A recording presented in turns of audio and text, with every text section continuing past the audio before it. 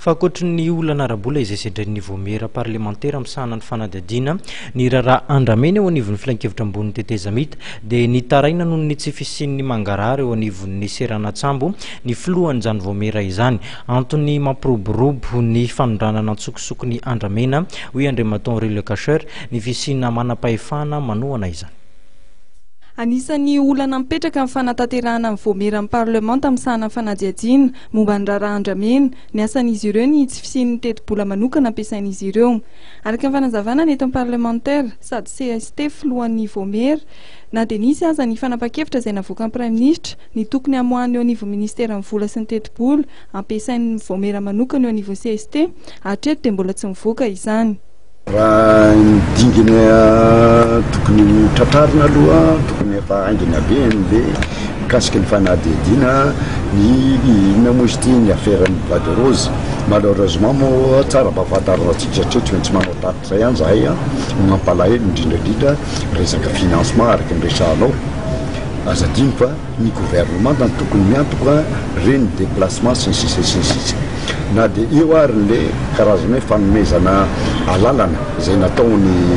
na hoe torohevitra no nataon'ny premier ministre izay nalefany tany amin'ny ministre ny finance dia mandrak'izao aloha dia tsy misy fond de débloqué mihitsy mikasika an'io. Na dia nisy aza nefa izay tsy fivoahan'ny vola tokony ampiasain'ny voamera amsahana fanadihadiana ny raharaha andramena ao amin'ny CST izay dia mitohy ny asan'izy ireo. Araka ny taritra dia nisy fidinina ifotony tany amin'ny faritra izay nitoto-saina mikambana ao amin'ny voamera. Be ny zavatra tsy mazava na ao amin'ny niveau-ny port io na amin'ny mictensel resaka andramena ny dipi-tenenina ary indrindrandrindra amin'ny ankety izay natao tany atao Tamatavy reny fanandratrarara nandreny camion anakibe reny be dia be ny atao hoe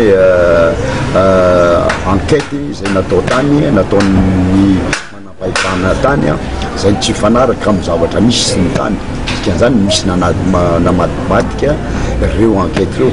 ary tsara mampafantarantsika fa misy ny olona manam-pahefana ao ambadika an'ireo zavatra rehetra ireo tsy hapenina zany ary zay mbola ahay ho teneninay manaraka satria olivernan zahay